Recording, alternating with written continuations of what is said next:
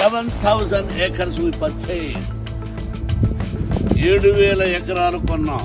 ఇదంతా మందే.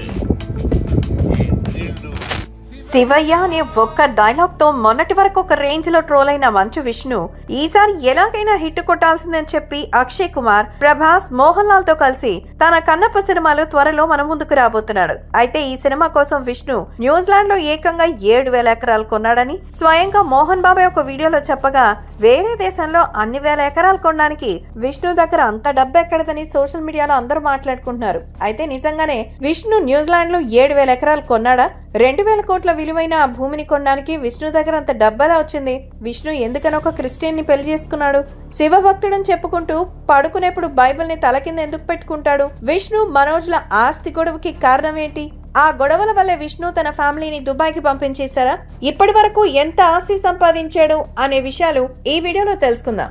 మంచు విష్ణు సినిమాలో మీ ఫేవరెట్ ఏదో కామెంట్ చేసి వీడియోని చివరి వరకు చూడండి. మంచు విష్ణు పూర్తి పేరు విష్ణువర్ధన్ బాబు. ఇతను 1981 నవంబర్ 23న మోహన్ బాబు విద్యాదేవి దంపతులకు చెన్నైలో జన్మించారు. విష్ణుకి మంచులక్ష్మి అనే అక్క, మనోజ్ అనే తమ్ముడు ఉన్నారు.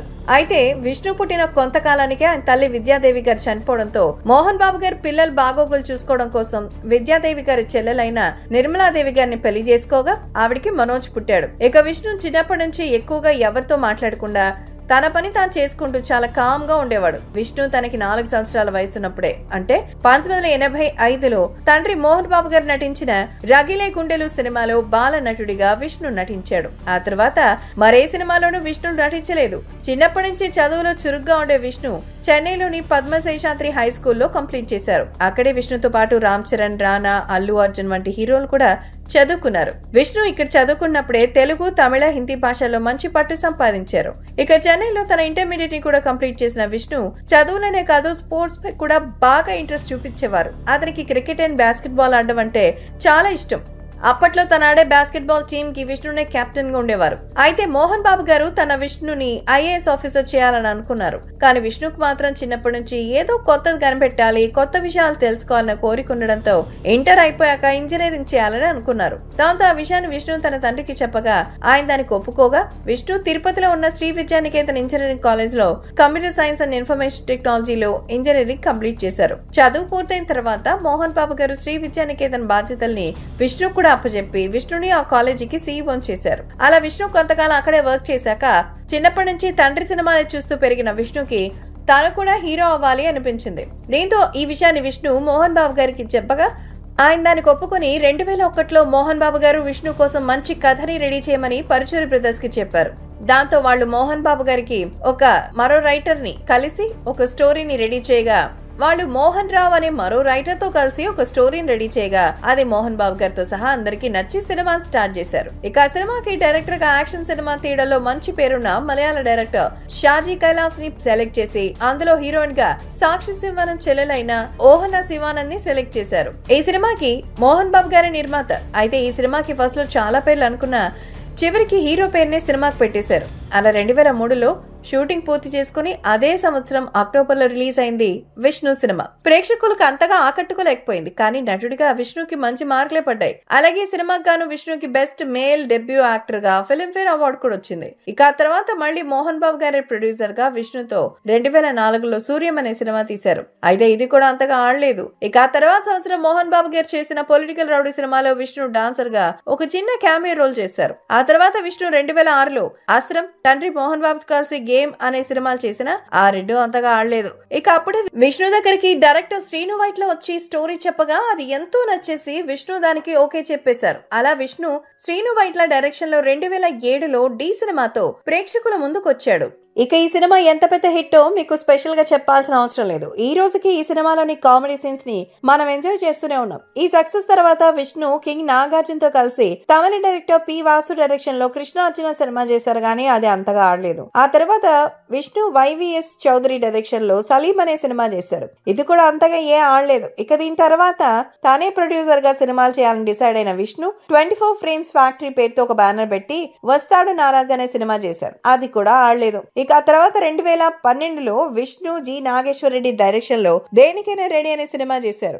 ఈ సినిమాతో విష్ణు డి సినిమా తర్వాత తన రెండో హిట్ ని అందుకున్నాడు. ఇక దీని తర్వాత 2013లో వచ్చిన దూసుకెళ్తా సినిమాలో విష్ణు ఒక మంచి హిట్ అయితే కొట్టాడు. ఇక ఆ తర్వాత హిందీలో హిట్ అయిన గోల్మాల్ 2 అనే సినిమా తెలుగు రీమేక్స్ కొని పాండవులు తుమ్మిదన్న పేరుతో తండ్రి మోహన్ బాబు, తమ్ముడు మనోజ్, వరుణ్ సందేశ్ తో కలిసి సినిమా తీశారు. 2014లో రిలీజ్ అయిన ఈ సినిమా విష్ణుకి మంచి లాభమే తీసుకొచ్చింది. కానీ ఆ తర్వాత చేసిన రౌడీ, అనుక్షణం, ఎర్రబస్సు, డైనమైట్ సినిమాలు ఇలా వచ్చి అలా వెళ్ళిపోయాయి. అయితే 2016లో రాజ్ తరుణ్ తో కలిసి చేసిన ఈడో రకం ఆడో రకం సినిమా ఓ మోస్తరు హిట్ గా నిలిచింది. ఇక ఆ తర్వాత విష్ణు చేసిన లక్కున్నోడు, గాయత్రి, ఆచారి, అమెరికా యాత్ర, ఓటర్, మోసగాళ్లు, జిన్నా సినిమాలు అంతగా ఏ ఆడలేదు.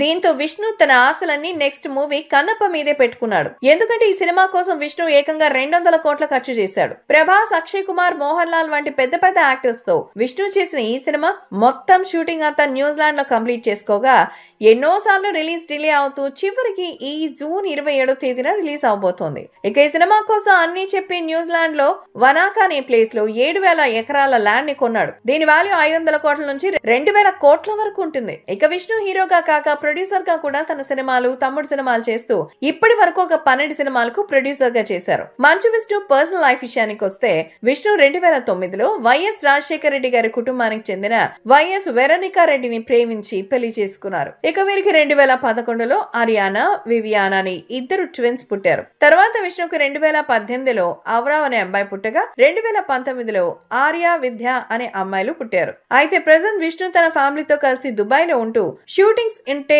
ఇండియాకు వస్తున్నారు. ఇక విష్ణు ముందు నుంచే హిందూ ధర్మాన్ని ఫాలో అవుతుంటే ఆయన భార్య వెరోనికా మాత్రం క్రిస్టియానిటీ ఫాలో అవుతుంది. దాంతో ఒక ఇంటర్వ్యూలో మంచు విష్ణు ఈ విషయం గురించి మాట్లాడుతూ, నేను ఒక హార్డ్ కోర్ హిందూ, నా భార్య బైబిల్ చదువుతుంది, ఇందులో తప్పేం లేదు, తనకి ఇష్టం అది కాబట్టి అదే ఫాలో అవుతుంది. అలాగే నేను నిద్రపోయేటప్పుడు కూడా తను నా దిండు కింద బైబిల్ ని పెడుతుంది అని చెప్పారు.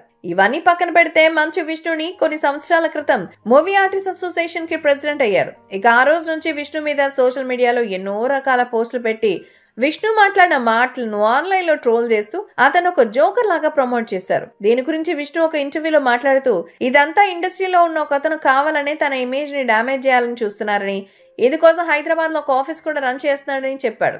అయితే మంచు విష్ణుని టార్గెట్ చేసిన వ్యక్తి మెగాస్టార్ చిరంజీవి తమ్ముడు నాగబాబు అని కొంతమంది అంటుండగా విష్ణు కూడా ఆయనే అన్నట్టుగా ఇండైరెక్ట్ గా చెప్పాడు. కొన్ని సినిమాల్లో అయితే విష్ణు చెప్పిన డైలాగ్స్ ఇప్పటికీ కామెడీ చేయడానికి వాడుకుంటున్నారు. రీసెంట్ గానే రిలీజ్ అయిన సింగిల్ మూవీలో కూడా శ్రీ విష్ణు కన్నప్ప సినిమాలో విష్ణు చెప్పిన డైలాగ్ ని కామెడీగా వాడేశారు. దాంతో ఈ విషయం మీద మంచు ఫ్యామిలీ సీరియస్ అవడంతో సింగిల్ మూవీ టీం మంచు ఫ్యామిలీకి క్షమాపణ చెప్పి ఆ డైలాగ్ ని సినిమా నుంచి తీసేశారు. ఇవే కాక కొద్ది నెలలుగా మంచు ఫ్యామిలీలో గొడవలు జరగడం మనందరం చూసాం. అప్పట్లో మంచు విష్ణు మనోజ్ ని కొడుతున్నట్టుగా ఒక వీడియో కూడా ఆన్లైన్ లో వైరల్ అయింది. మోహన్ బాబు తన ఆస్తిని, కాలేజీ వ్యవహారాల్ని మొత్తం విష్ణుకే ఇచ్చేశారని, అందుకే ఫ్యామిలీలో గొడవలు వచ్చాయని కొంతమంది అంటుంటే, కాదు విష్ణునే మనోజ్ ని మోసం చేసి ఆస్తి మొత్తం కొట్టేశారని ఇంకొంతమంది అంటున్నారు. మనోజ్ కూడా చాలాసార్లు ఈ విషయం మీద మీడియా ముందుకు వచ్చి విష్ణు తనని మోసం చేశారని, తన తండ్రిని కూడా బెదిరిస్తున్నారని, విష్ణు తనని చంపాలని కూడా చూశారని మనోజ్ చెప్పారు. ఇక ఈ విషయం మీద విష్ణు రెస్పాండ్ అవుతూ, ఫ్యామిలీ అన్నాక గొడవలు కామన్, ప్రతి ఇంట్లోనూ గొడవలు వస్తుంటాయి, ప్రస్తుతానికి మ్యాటర్ కొంత సైలెంట్ అయినట్టు అనిపిస్తోంది. సో ఇది ఫ్రెండ్స్, ఈ వీడియో చూశాక మంచు విష్ణుపై మీ అభిప్రాయం ఏంటో కామెంట్స్ లో తెలియచేయండి. అలాగే ఈ వీడియో కనుక మీకు నచ్చినట్లయితే లైక్ చేసి మా ఛానల్ ని సబ్స్క్రైబ్ చేయండి.